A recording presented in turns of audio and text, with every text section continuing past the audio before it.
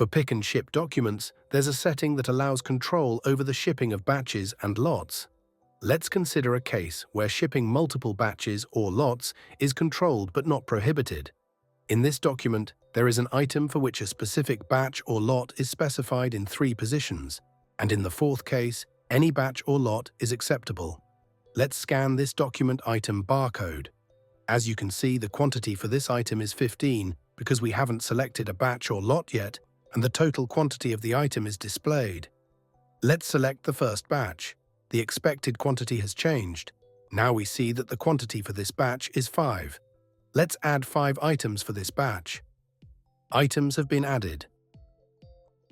Now let's scan this item again and select the 3rd batch for it. The expected quantity has changed to 3. This is the expected quantity for the item without an expected batch. It was chosen automatically because no items have this batch in the expected lines. Let's input a quantity of 2. The quantity has been entered. Let's scan this item barcode again. Now let's select the 4th batch. There are no document items without expected batches because we have already shipped an item with a different batch in the empty batch slot. Let's answer yes. The expected quantity has changed to 3 again, but now there are 2 items in the actual lines. Let's add 1 item with the selected batch. Let's check the item we have been shipping. As you can see, there are 2 batches that we have shipped. Now, there are only 2 document lines with expected batches remaining. But let's consider we don't have any items with the expected batches in stock. What can we do?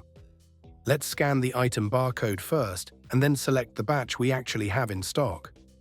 Let's consider it's the 3rd line. We are sure this is the correct line, so we confirm with yes. Now we encounter a new window where we can select the expected batch we want to replace with the selected one. Let's select the 2nd one and ship 4 items to it. As you can see, the batch in the expected line hasn't changed. But if we check the actual line, there is the batch that we have shipped earlier. Finally, let's scan an item barcode the last time and select the 3rd batch for shipping. We are sure that we want to replace the expected batch with this one, so yes.